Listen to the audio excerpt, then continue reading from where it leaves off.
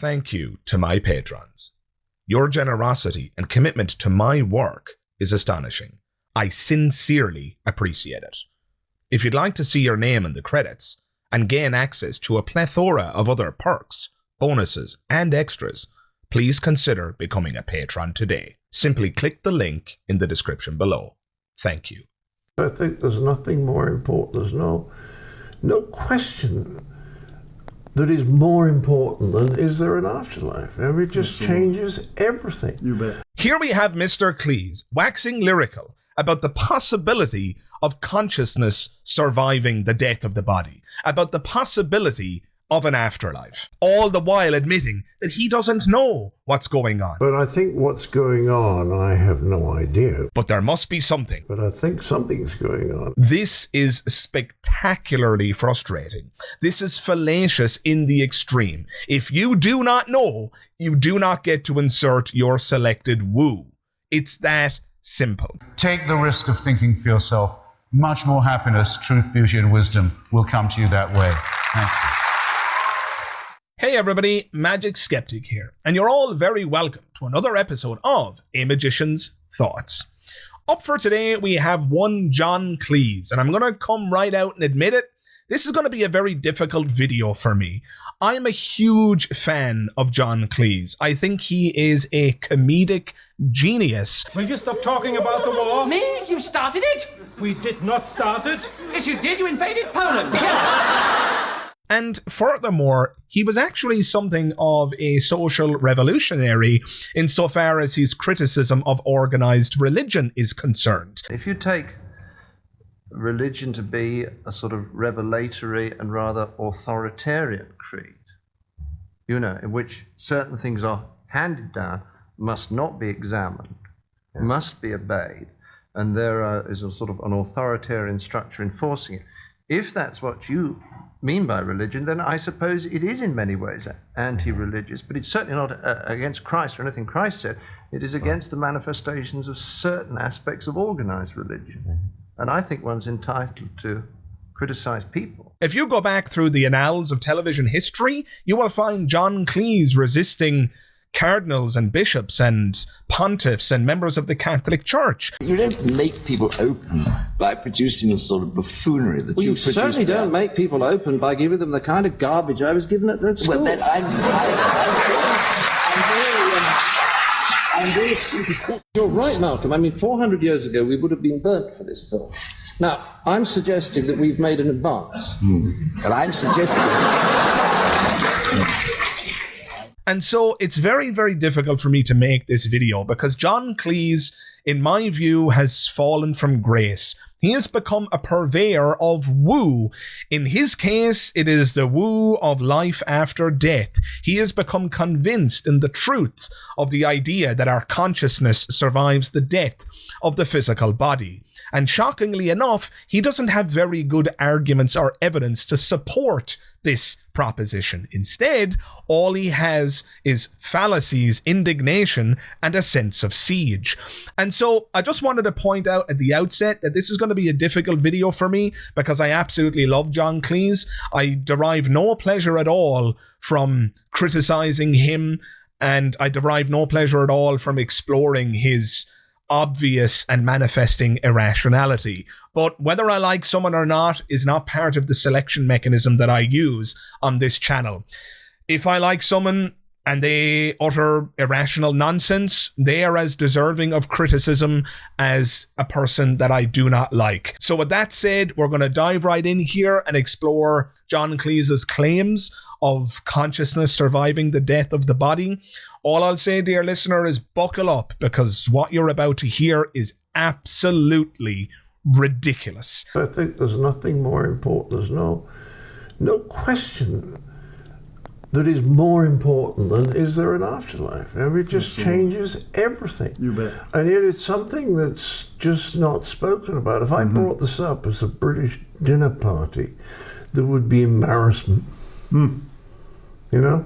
benighted John. Well, yes, Paul, what is he talking about, this medieval old clown who used to make us laugh? You know, what is he talking about? The answer is the most important thing, and I think that something does go on. Allow me to begin by acknowledging that, yes, this is an important question. Whether or not there's an afterlife is relevant. However, is it the most important question?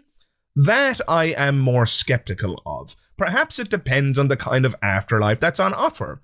If our afterlife is determined by the way we live this life, then perhaps it's more important to be aware of it. But if indeed the afterlife that's on offer is unchangeable, if the afterlife that awaits us is what it is and there's nothing we can do in the here and now to alter it or what's going to happen, well then I would posit that it's less important, if not irrelevant.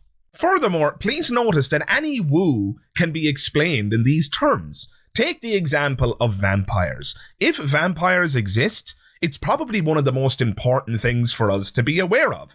For if they exist, then we are all under grave threat. There is a danger that we must be aware of. If we don't want to be turned into vampires ourselves and become eternal dwellers of the night, feasting upon the blood of the living, well then yeah, that's going to be one of the most important things to be aware of. Of course it would be. The same is true of most woos that are on offer. If indeed they're true, they will become the most important thing to be aware of. But if they're not true, then the embarrassment with which Mr. Cleese's dinner guests respond is the only appropriate reaction. And yet it's something that's just not spoken about. If I brought this up as a British dinner party, there would be embarrassment.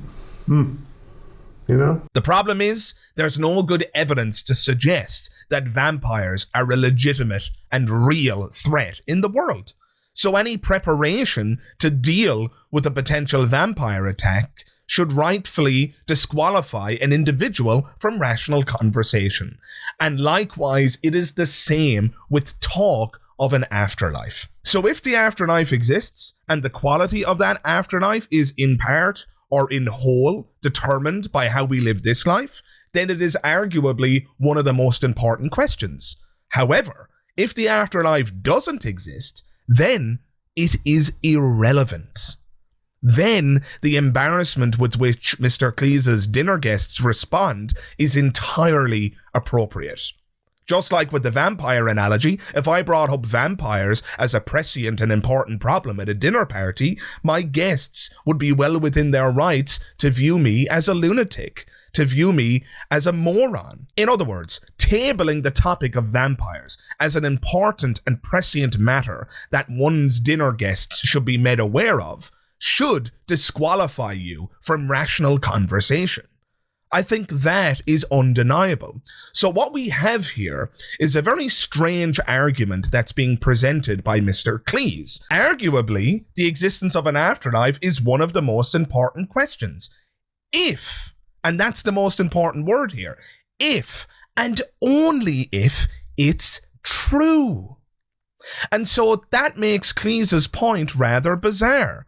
He's talking with a certain indignation, a certain frustration with the fact that his dinner party guests don't take his utterances on this topic very seriously. In fact, according to him, they react with embarrassment.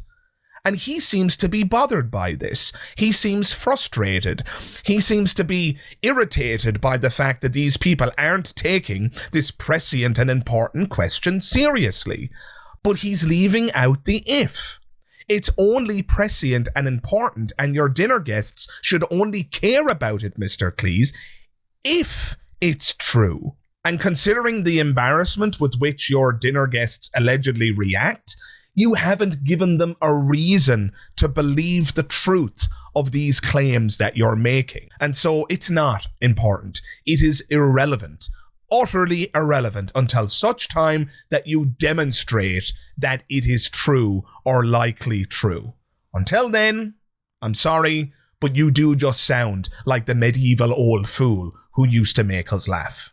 We used to meet at Esalen, Big Sur in California, once a week for about 9 years with a group of other people, including one or two other people from your place here, and discussed survival. And at the end, I came to the conclusion there was something going on. But I think what's going on, I have no idea, but I think something's going on. Ooh, never a good sign when the person says, I don't know what's going on, but, and then they insert their selected mythology or woo. So Mr. Cleese admits to not knowing what's going on. But I think what's going on, I have no idea. But there must be something. But I think something's going on. There must be an afterlife. The answer is the most important thing, and I think that something does go on. Oh, brother.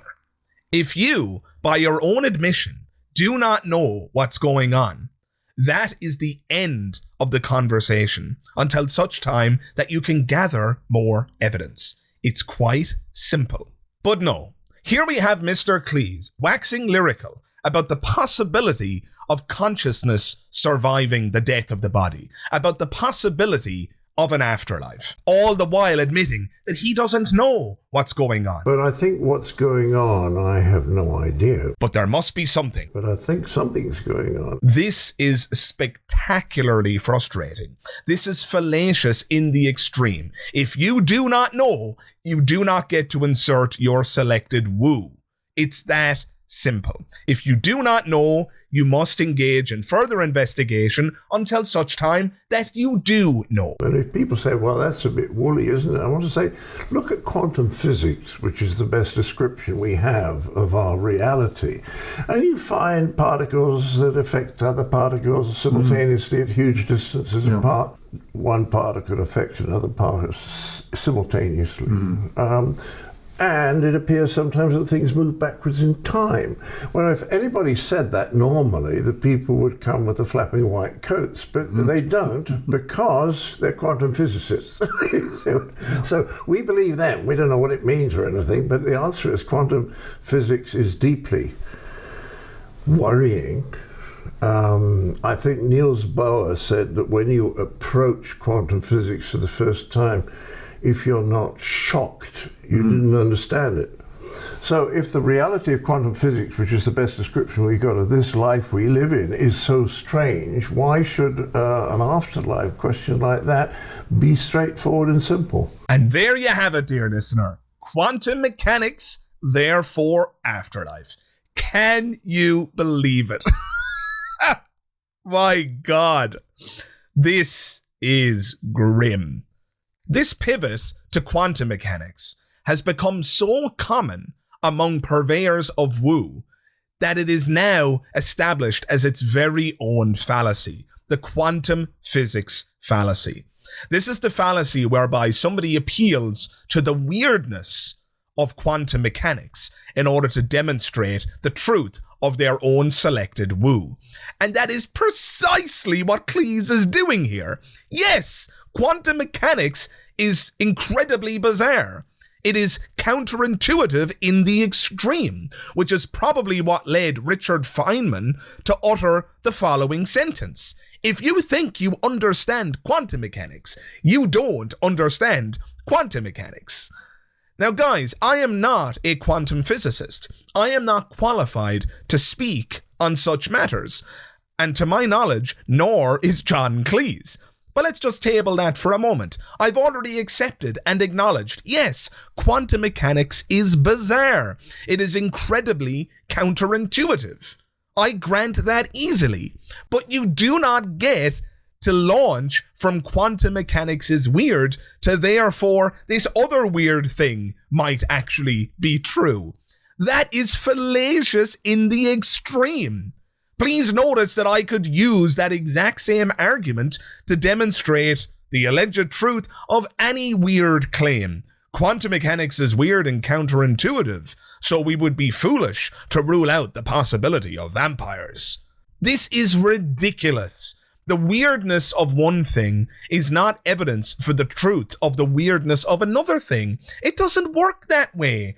You have to provide independent evidence for the truth of the thing that you're claiming. You don't get to appeal to the weirdness of another proposition which is showing signs of being true. in order to demonstrate the truth of your weird proposition. Yes, the idea of an afterlife or consciousness surviving the death of the body is weird, but erecting such facile comparisons doesn't serve as evidence for the truth of consciousness surviving the death of the physical body. You have to provide independent evidence for your claim.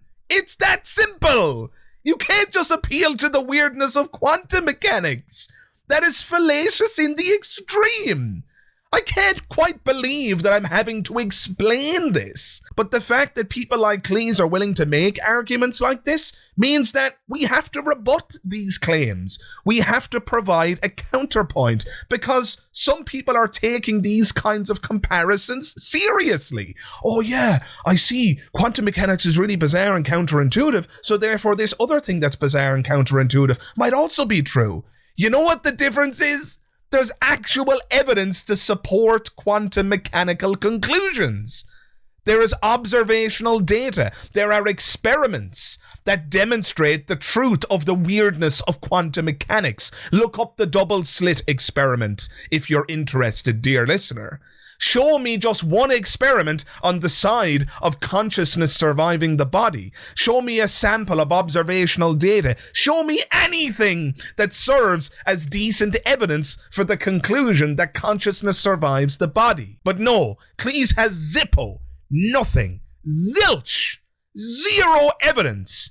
Just a facile comparison to the counterintuitive nature of quantum mechanics. And that's enough. If that's weird, therefore this other weird thing might possibly be true. Give me a break.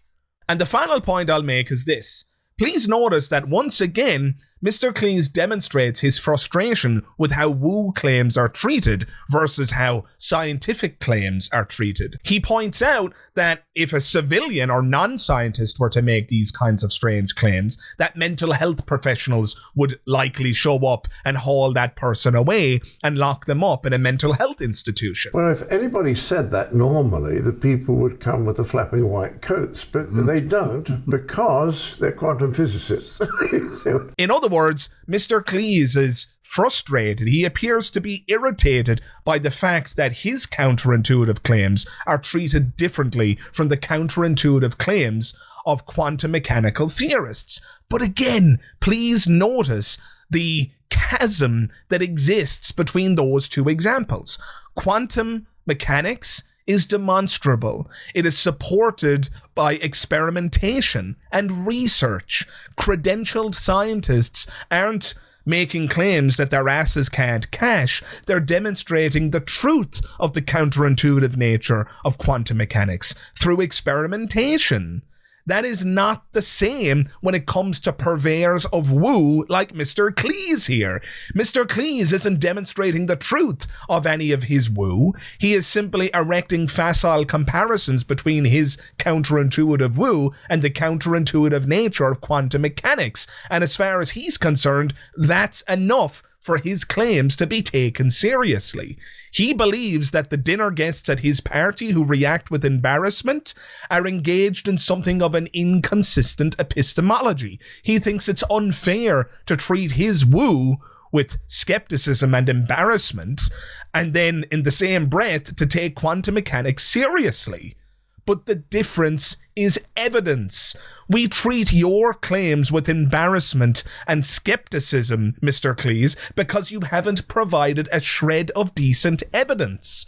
You have simply referred to the counterintuitive nature of it, appealed to quantum mechanics, and somehow you think your work is done. That is garbage. Utter stinking garbage. Stop with the indignation, stop with the frustration, and start providing evidence. And then people like me will stand up and pay attention. Until then, I'm embarrassed just as much as your dinner guests are. The quantum world is much more hospitable somehow to these strange things than certainly the Newtonian world. Which, explained an enormous amount for 350 years, but now there's some things that it doesn't explain, and the new vision, quantum physics, does. Yeah. So the idea that the explanation is going to be very straightforward is inherently ridiculous. No, I agree.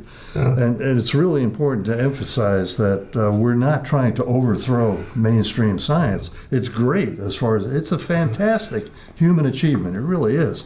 And it's easy to lose sight of that. It's just that it doesn't explain everything. We have to expand it somehow in order to accommodate these additional phenomena. To be fair, Mr. Cleese didn't make this claim, although he is in violent agreement with the person who's interviewing him, so I'm going to go ahead and attribute this view to him as well. No, science does not have to expand to accommodate your woo. It doesn't explain everything. We have to expand it somehow in order to accommodate these additional phenomena. How laughable is that? Are you kidding me? This is utterly ridiculous. So science doesn't take your claim seriously, therefore science must expand in order to incorporate your woo. That is fucking ridiculous. What a joke.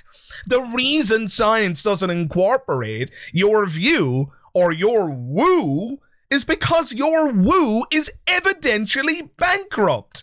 Translated, what they're really asking for here is for science to expand in order to accommodate claims that don't have good evidence to support them. They want science to expand in order to include unfalsifiable nonsense. They want science to embrace unscientific garbage. They want science to include woo. This is crazy talk. Again, by way of analogy, science doesn't include vampire mythology, but in my opinion, vampire mythology is very, very important. One of the most important questions. There's nothing more important. There's no question that is more important than is there an afterlife. And my dinner guests react with embarrassment when I bring it up. If I brought this up as a British dinner party, there would be embarrassment. But in my opinion, quantum mechanics is very strange and counterintuitive, and because it's strange and counterintuitive, we should have an open mind about other strange and counterintuitive propositions, like vampires. So if the reality of quantum physics, which is the best description we got of this life we live in, is so strange, why should an afterlife question like that be straightforward and simple? And science should expand in order to include vampire mythology. It doesn't explain everything. We have to expand it somehow in order to accommodate these additional phenomena. The definition of science and the scientific method should be altered. It should be updated in order to include vampire mythology, because there really is something to it. I came to the conclusion there was something going on. I don't know what it is, but there really is something to it. But I think what's going on, I have no idea, but I think something's going on. If you swap out life after death for vampires, their conversation plays out in exactly the same way. But no, according to them, science and the scientific method should expand in order to incorporate the woo that they are purveying. This is spectacularly stupid. It is so grim to sit here and listen to somebody I respect. It's so difficult to sit here and listen to him utter such nonsense. It breaks my heart. But the things I'm saying have to be said. Goodness gracious me, Mr. Cleese, how you have fallen from grace. Ugh, I don't know how I'm going to get to the end of this video. Let's move on. You know, when you go to evolution, it quite clearly explains almost everything. But if you suggest maybe it explains 98% of it, and there's 2% that will get crossed with it. Oh, yeah. And I don't think that's a very sensible attitude. Why couldn't there be some other small element in there, a teleologic element, that actually speeds certain processes? But if you say so, it's like you're naughty. It's medieval Inquisition again, you know. Exactly. It's heresy. You're not allowed to say that. Don't you just love the projection that's on offer here? So he talks about how scientists might get frustrated with you if you suggest that there's more to the picture than what science offers, that there's more to human biology than what evolution explains. He says that if you were to say that there's more, scientists react with anger and frustration. They slap you on the wrist. But if you say so, it's like you're naughty. It's like you've engaged in a quote-unquote heresy. It's medieval Inquisition again, you know. Exactly. It's heresy. You're not allowed to say that. You see the attempt to demonstrate that the scientific endeavor is ostensibly a religious one? If you're going to start talking about scientific heresy, what you're trying to do is bring science down to the level of religion. You're trying to bring science down to the level of woo. If you're going to say that there's more to our circumstance than what science explains, then you have to demonstrate that. That is how scientists are going to respond to you. If you're going to say that science has only explained 98% of what's going on, and in that remaining 2% I can insert my woo, all you've done is engage in a woo of the gaps. But if you suggest maybe it explains 98% of it, and there's 2% there will get cross. Oh, yeah. And I don't think that's a very sensible attitude. Why couldn't there be some other small element in there? Perhaps evolution explains 98% of what's going on, but the remaining 2%, that's where my woo belongs. It belongs in the knowledge gap. The things that we haven't explained yet, that's where my woo belongs. That's where you'll find the evidence for the fact that consciousness survives the death of the physical body. A woo of the gaps, folks. Needless to say, this kind of reasoning, or lack thereof, is fallacious in the extreme. So it seems to me, the only way that one could take seriously Mr. Cleese's claim that there exists scientific heresy is if we redefine heresy to make it synonymous with fallacious reasoning and or the making of baseless assertions. Absent that redefinition, all we actually have here is the whinging of a man who's frustrated with the fact that the scientific community doesn't take his baseless, evidentially bankrupt, and fallacious arguments and claims seriously. In other words, and from Mr. Cleese's perspective, it would seem that the only way that science can escape this allegation that certain viewpoints are shunned and treated as heresy is if science embraces fallacious reasoning.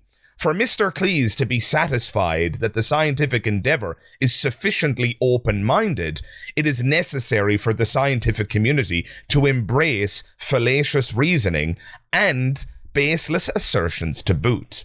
Needless to say, this is never going to happen. And contrary to the insinuation of Mr. Cleese in this video, no, this rejection of fallacies, assertions, and evidentially bankrupt claims does not constitute evidence of the close-mindedness of science. And if you disagree on this point, dear listener, then your definition of open-mindedness entails a belief in a whole host of evidentially bankrupt ideas. Unicorns, leprechauns, fairies, pixies, all of the possible gods that are on offer, as well as many of the woos that human beings have come up with to scam one another throughout the ages, homeopathy, chakras, snake oil salesmen, and so forth. So if the cost of rejecting Mr. Cleese's evidentially bankrupt claims and assertions is an allegation of close-mindedness, well then, I'll happily identify as close-minded. If the cost of rejecting Mr. Cleese's fallacious arguments is that I get accused of engaging in the language of heresy, well then consider me a member of the Ecclesiastical and Universal Church Council of Science. Suffice to say, I'm quite willing and happy to take on Mr. Cleese's smears, for if I were to update my behaviour in such a manner that Mr. Cleese would be happy to retract said smears, all I would have done is embrace evidentially bankrupt ideas and fallacious reasoning. So if anything can be viewed as heretical from the perspective of science, it is the beliefs of those who have no evidence to support their claims. In short, you have nothing to fear from science if your view has evidence to support it. Science will bear out the truth and reveal that your viewpoint is true. It's that simple. It's quite telling then that Mr. Cleese has a bone to pick with science and the scientific method. And with all that said, Let's move on. The extraordinary thing is there are so many things now that you cannot say in what's supposedly a free society because they're heresies. Yeah, let me say a little bit more about this. I mean, we're talking here mainly in the context of science. Yeah. But the fact is that this worldview, this kind of Newtonian worldview, is basically the received opinion of opinion elites throughout the advanced civilizations. And the indignation and or sense of siege continues. Cry me a f***ing river. So according to Mr. Cleese, there are so many heresies in our society in this day and age, and his woo is one of those heresies. The extraordinary thing is there are so many things now that you cannot say in what's supposedly a free society because they're heresies. And that is the reason that it's not taken seriously. Couldn't be the fact that it's evidentially bankrupt, no? Couldn't be the fact that you haven't provided a shred of evidence for your claims? Couldn't be the fact that you're engaged in a quantum fallacy coupled with a woo of the gaps styled argument. Those aren't the reasons that people fail to take your point seriously, no? Those aren't the reasons? No. Of course not. Of course not. It's because your point of view is heretical. It's because science is kind of like a religion. And like any religion, there are heresies. And your woo is one such heresy. And that is the reason that nobody takes your claim seriously. Gotcha. Makes perfect sense. Can you see, dear listener, how Mr. Cleese has built a self-defense mechanism into the very fabric of his worldview, so that whenever somebody disagrees with him or reacts with embarrassment, whenever a scientist doesn't take his claim seriously, Mr. Cleese can tell himself a story in his head that protects his worldview from that criticism. He can just tell himself, oh, these scientists are just defining science too narrowly. Science should expand to include my worldview. It doesn't explain everything. We have to expand it somehow in order to accommodate these additional phenomena. When somebody points out that his worldview lacks any evidential warrant, he can tell himself, but maybe my worldview is found within the 2% that we have yet to investigate, that we have yet to explore. And in so doing, again, he has erected a psychological defense mechanism against the charge of evidential bankruptcy. But if you suggest maybe it explains 98% of it, and there's 2% that will get crossed.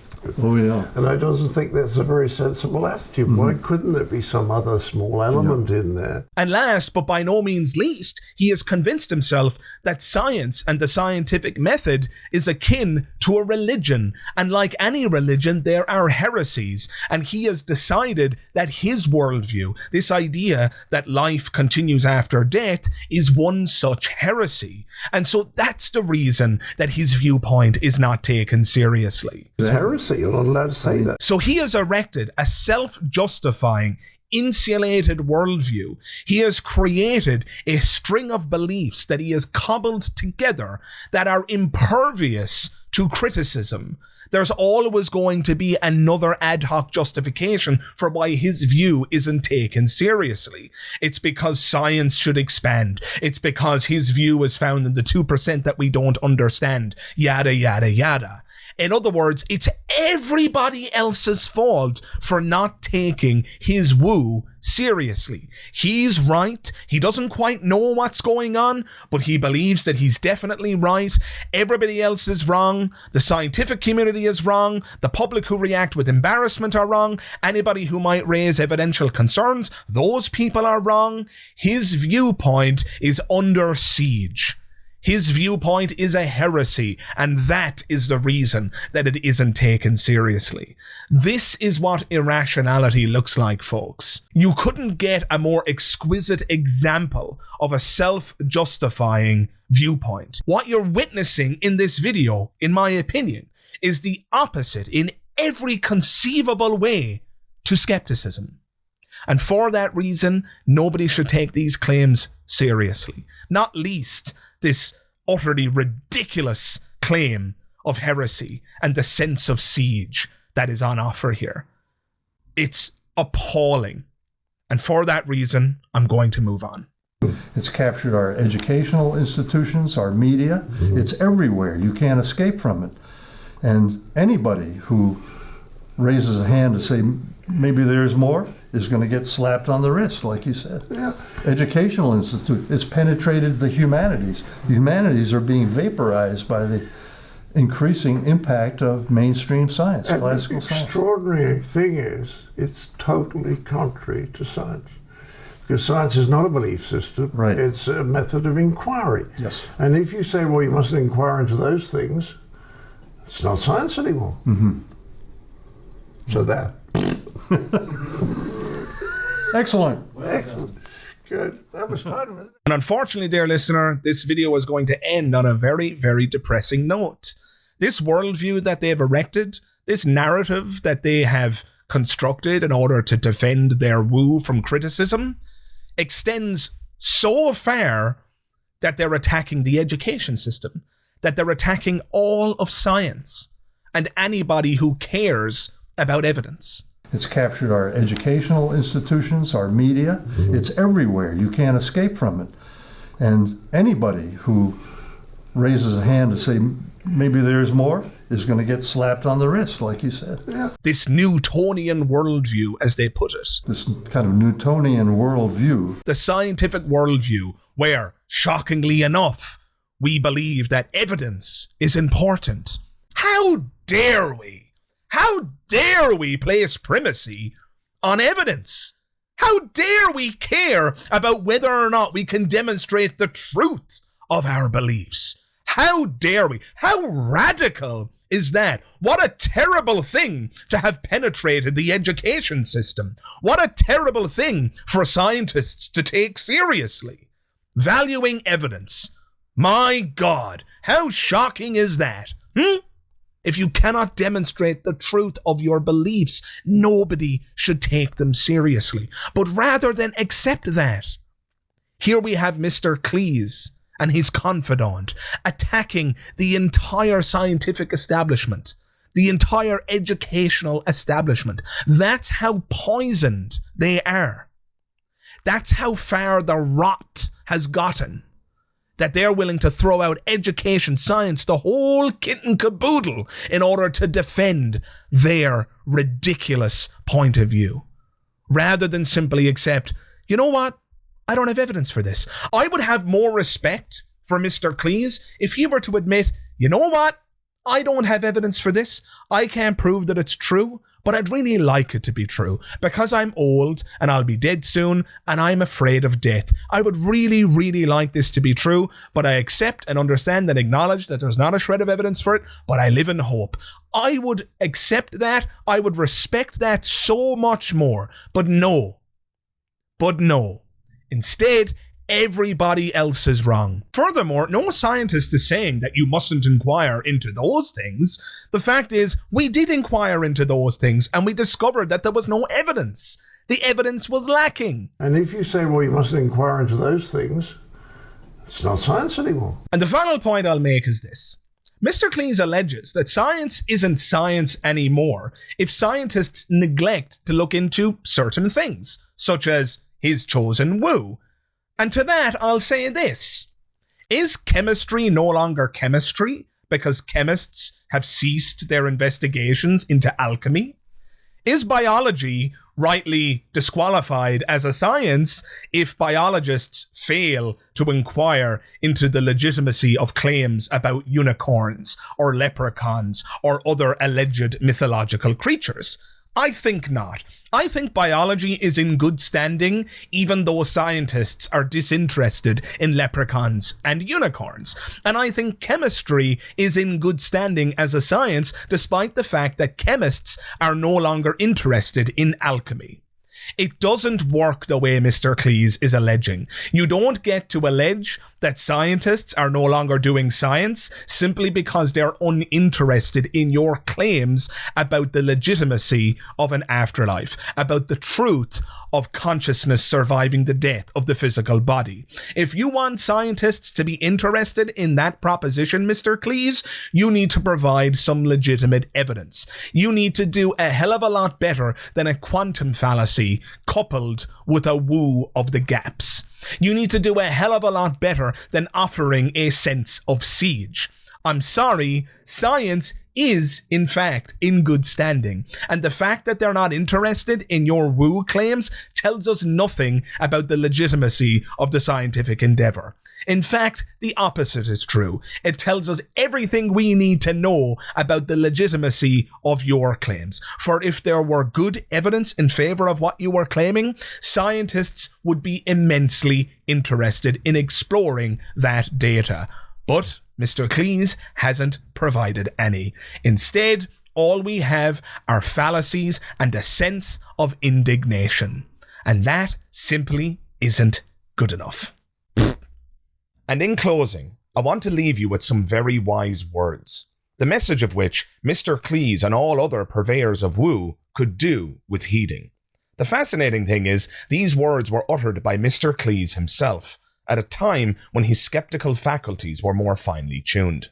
I bid you farewell, dear listener, and I hope you enjoy this final clip.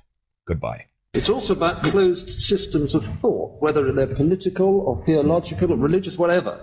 Systems by which whatever evidence is given to the person, he merely adapts it, fits it into his ideology. You show the same event to a Marxist and a Catholic, for example, they both of them fine, they both have explanations of it. I mean, it's what to be pompous poppers on about with falsifiability of theories. I mean, once you've actually got an idea that is whirring around so fast that no other light or contrary evidence can come in, then I think it's very dangerous. I don't think it's dangerous to someone like Malcolm, because he's actually a very nice man. But I think he is the sort of guy that this film is actually having a go at, because I don't think that there's any evidence that can come to him now that is going to make him rethink, am I right? Am I making a mistake?